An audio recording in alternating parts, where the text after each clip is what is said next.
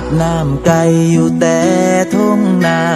คงบ่มีปัญญาสิพาเจ้าไปคาเฟ่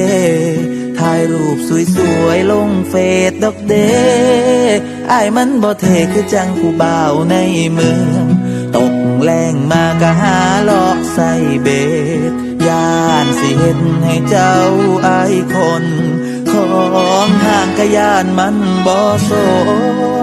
สมเจ้าดอกลาคนไทยวาสนาก็คงสิบ่ได้ขอทายมีแค่ใจจากไผทางใดสิเอาอ้ายสิเสือปุ๋ยแถมมาน้องลาบ่มีปัญญาไปซื้อของห่างสูตรแค่ข้าวกะเพราข้างทางที่แน่ก็พายากตลาดนัดวันเสาร์